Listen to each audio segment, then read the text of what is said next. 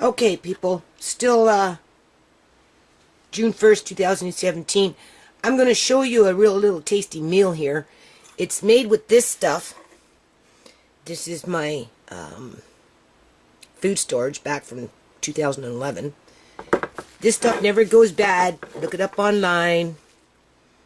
Where's the date on it?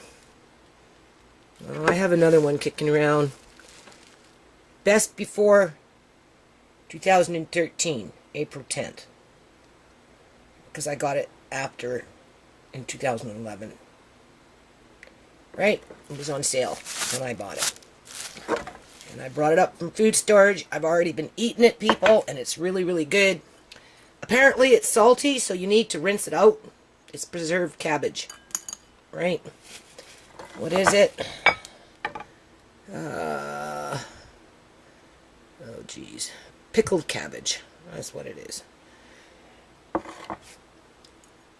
Some people say pat it with a paper towel, but I don't. I just rinse it out. That's about 2 tablespoons or so. Alright. Maybe a little more. Full tablespoons. Anyway, that's my dilemma. As things are breaking, I have no means to replace anything because, again, I'm left with the high debt load and I'm still accumulating debt just to live and provide a normal life for my grandson. Like one of my knobs on my stove is broken. This stove I bought when we moved out of Wally's house, and then after we moved out of Wally's house and moved into the apartments, I couldn't handle a small apartment stove, so I bought I bought like a regular size fridge and a regular size stove when I moved into the apartments, and I told the apartments to take their fridge and stove out because it was too small, because I came in with my family, a very large family, right? So anyway, I've had this stove for a very long time, and the knob is like, well, it doesn't work, so I kind of have to find a stove guy to come in and fix it, but I just don't have the money for it. So the camera is kind of the same situation. What it did is it kicked out. The screen was going and then it kicked out. So anyway, back to what I was talking about. This is a pickled cabbage and it's really, really good. It doesn't go bad because it's pickled, right? It can sit up in the cupboard for a long, long time. And this is a quick, tasty, easy meal. So you can use ground chicken or ground pork. In this case, I'm using ground pork, right? All you have to do is just look up the name of this online. It's TIAN gin preserved vegetable, and you'll get some recipes. I don't have the recipe handy on me. I'm just going by memory right now, right? And then about a tablespoon or so, depending on how much meat you have there. So I'm going to put a tablespoon for sure and a half. I'm going to put a tablespoon and a half because it's a little more than a pound, right? It's twice as much as what I normally cook. I'll have to cook this in double batches, right? And then you put in 1 or 2 tablespoons of sesame seed oil. I'll probably put in about 2. A little bit of salt, right? You mix it around. There's a sherry that you can put in with this, right? I don't think you put soy sauce. Like I said, I don't remember correctly the recipe right now because I don't have it handy, right? But this will do fine anyway. What I do with mine, I'll just hold on a minute, I'll show you. Okay, so anyway, this is how I do it. I put it in, I like this frying pan. I don't know why, I just do. I like to watch it bubble. Right? And I left some here for my son because, like I said, he cooks for me, right? So if he wants, he smells it. He says, that smells good, but he's never tasted it, right? So I've left him a little bit there so that he can make his own because he's not home right now. I don't know why. And I've left him some carrots there. And this is normally just the way I do it, but I'm adding in a little bit of parsley from my yard simply because I've got some baked potatoes in the oven right now with parsley in it.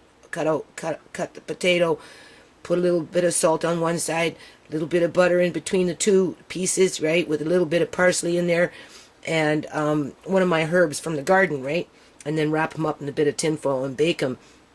And these I should make more often because they're good to munch on.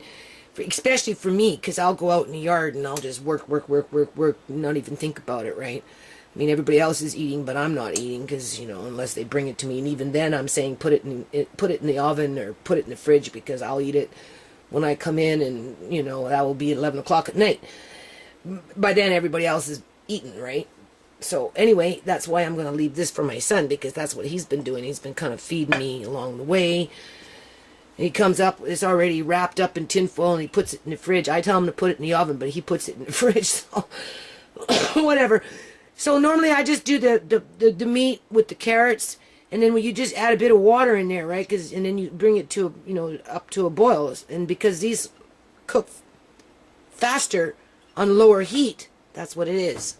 That's why I like it too, right? Once you get it to about, once you get it going, you put the lid on it, right? And you'll see it starting to bubble, and it gets hot in there. So I just turn it down to 2, and it just keeps on cooking, and then all the juices seep out around the sides, right, of your pan. And the sweeter the carrot, the sweeter the juice, right? So I like those really big, thick carrots, but in this case we just got regular carrots. And I'm putting a little bit of parsley on because I brought some from the yard. I got the potatoes in the oven. So when this is ready, I'll show you a quick meal, right? So potatoes are in the oven, okay? And this only takes a few minutes to do. And then here's a piece of parsley for my son, so we'll put that in there, right? Because it has calcium. And this is from the yard. So this parsley is so much stronger than what you buy in a store. I'm telling you, anything that comes from the yard, you can taste it 2 or 3 times stronger than what you would normally in a grocery store. And I'm a smoker, so my taste buds are not as good as they used to be, right? So if I can taste the difference, you can really taste the difference if you're not a smoker, right? So anyway, he needs the calcium, so give him that. And then here's a little bit of kale that at the end I'm just going to, with little flowers, right? After it's all cooked, I'll just steam that for the last few minutes just to round it, just because I'm cooking it anyway, right? So I'll give him a bit of kale too, and he can put that in there, right?